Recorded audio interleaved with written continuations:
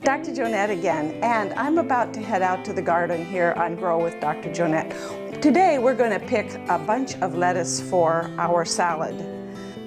Make sure you watch all the way to the end because I'm going to show you how you can store your lettuce, keep it fresh for as long as a couple of weeks, whether you bought it from the grocery store or whether you picked it in your garden. I have a great method for storing it. So let's go pick some lettuce.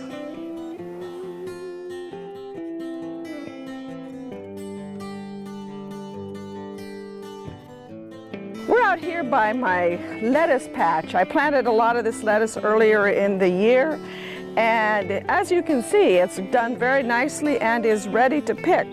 I quite often just go and will take a bunch off a handful. I've got a bowl here that's also going to act as my washing bowl to wash the lettuce. I like to choose a variety of different types of lettuce. This is a red curled lettuce. Here is more of a red leaf lettuce over here. Put a little bit of that in there. Some romaine lettuce. After you cut off the leaves from the lettuce, it will continue to grow and come back. This one over here was cut not that long ago, and I had cut it down almost to the ground. You can see it's come back very nicely. What else? I'm going to pick some of this nice red lettuce here. A little bit more. You can see here kind of a stalk of lettuce. That lettuce is getting ready to puts up a stalk just before what's called bolts. Bolting is when the lettuce puts up a stalk and then forms a flower head and lettuce seeds. Once it starts putting up the stalk, probably it starts to get bitter. Certainly once it puts the flower out, the lettuce gets bitter and you don't want to cook it, or you don't want to cut it and put it in your salad. Let's get some more green lettuce here.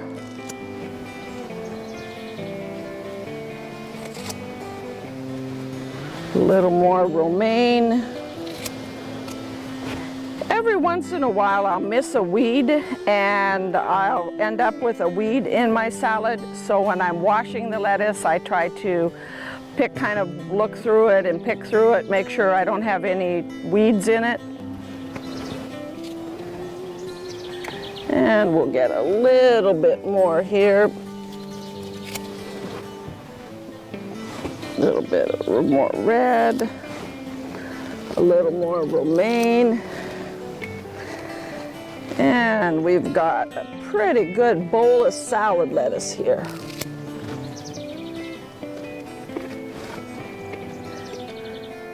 I think I'll pick a little bit of Swiss chard to add in my salad.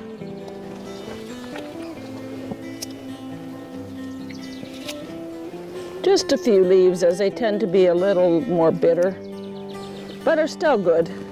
And lastly, I'm going to go get a few marigolds, which are edible and delicious, and also add a nice little garnish of color to your salad.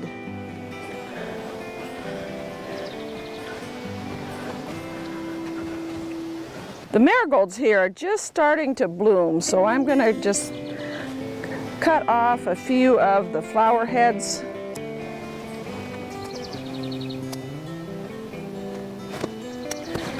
Marigolds are actually one of those edible flowers that is considered a superfood for your brain. It's a great flower that you can eat, and it helps with your memory and helps with your ability to think when you put it in your diet. I like to include a few marigolds in my salad as a little garnish on the top. So let's take our lettuce in and make a salad. Fred reminded we have one other thing that's delicious in salads.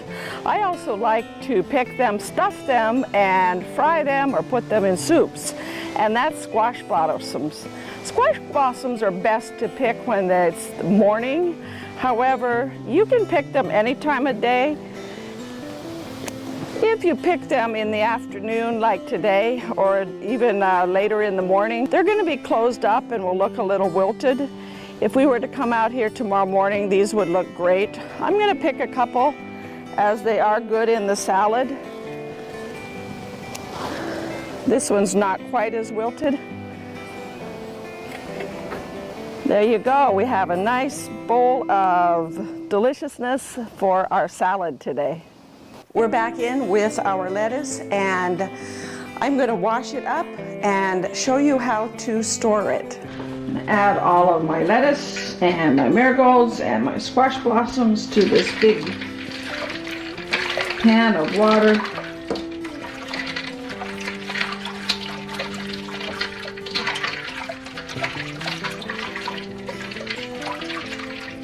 See, I've added some ice to it to help freshen it up. I like to let it sit in the pan for a little bit and just let the lettuce hydrate real good. While we made our salad dressing, the greens were hydrating up good along with a few flowers and squash blossoms. So now we're going to go ahead and take them out of the water, and we're going to spin them dry in this salad spinner bowl. I love this salad spinner bowl because it does a great job of spinning your greens dry so that you don't have a wet salad, as well as leaving just enough moisture so that when you put them in the fridge, they still stay nice and fresh and crispy. That looks like all that we need out of there, so let's take this over and spin it dry. Now it's time for my simplest smart tip. For my simplest smart tip today, I'm going to show you how to keep your fresh lettuce, whether you bought it at the store or whether you picked it, grown it, and picked it from your own garden. I have here what was a container of lettuce that I had purchased at the store. It's like a clamshell, and I had purchased it at the store.